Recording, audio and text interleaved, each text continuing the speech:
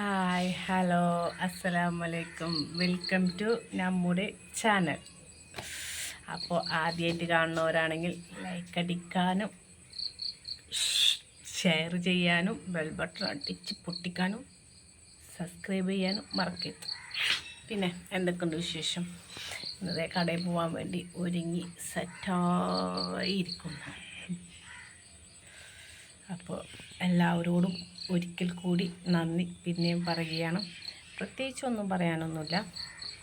പിന്നെ കുറേ ഓരോ ലൈവിലും നമ്മളെക്കുറിച്ച് എന്തൊക്കെയൊക്കെ പറയുന്നുണ്ട്. നല്ലതായാലും പൊട്ടയായാലും എല്ലാം സ്വീകരിച്ചിരിക്കുന്നു. ഇനിയും സ്വീകരിക്കാൻ എൻ്റെ ജീവിതം ബാക്കി എന്ന് പറഞ്ഞാൽ കുറേ ആൾക്കാർ സപ്പോർട്ട് ഇട്ടിട്ടാണ്. നമുക്കായിട്ട് കുറേ ആൾക്കാർ സപ്പോർട്ട് ചെയ്യുന്നുണ്ട്. പിന്നെ എല്ലാവരും ചോദിക്കുന്നത് വയറിളക്കം എന്തായിരുന്നു? വയറിളക്കം അവസാനിച്ചു, ഇനിയില്ല, വയറിളക്കം കഴിഞ്ഞു.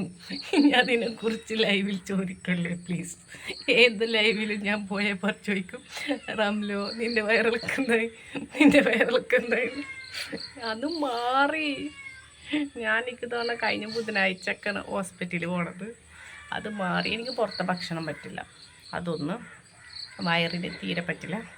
അപ്പോൾ എനിക്കൊരു കഥ ഓർമ്മ വന്നത്, ഒരു ഹോട്ടലിൽ എന്നും സ്ഥിരം അവിടെ ജോലി ചെയ്യുന്ന ആളാണ്. അപ്പോൾ ഇയാൾക്ക് മാസത്തിലാണ് ശമ്പളം കിട്ടുക. സ്ഥിരമായി ജോലി ചെയ്യാൻ പോകുന്ന ചേട്ടനുണ്ട്. അപ്പോൾ എന്നും അവിടുന്ന് ഫുഡ് കഴിക്കും. മാസത്തിൽ കൊടുക്കുമെന്ന് വിചാരിച്ചിട്ട് അവരൊന്നും ചോദിക്കാറില്ല. അപ്പോൾ എന്നും അവിടുന്ന് ഫുഡ് കഴിക്കും. അവരോടൊന്നും ചോദിക്കില്ല. അപ്പോൾ ഒരു മാസമായപ്പോൾ ഇയാൾ ക്യാഷ് കൊടുക്കണില്ല. അപ്പോൾ ചോദിച്ചു, എന്താ ക്യാഷ് തരാത്ത, ഒരു മാസമായല്ലോ, എന്താ ക്യാഷ് തരാത്തതെന്ന് ചോദിച്ചു. അപ്പം ഇവിടുന്ന് ഞാൻ തിന്നുന്നു, ഇവിടെ തന്നെ കളയുന്നു. ഇവിടുന്ന് ഞാൻ തിന്നുന്നു, ഇവിടെ തന്നെ കളയുന്നു. അതേമാതിരിയാണ് എൻ്റെ അവസ്ഥ. അവിടുന്ന് തിന്നുന്നു, അവിടെ തന്നെ കളയുന്നു. അപ്പോൾ ടേസ്റ്റിന് ഒരു കുഴപ്പമുണ്ടായിരുന്നില്ല. നല്ല ടേസ്റ്റ് ആയിരുന്നു, ഒരു കുഴപ്പമുണ്ടായിരുന്നില്ല.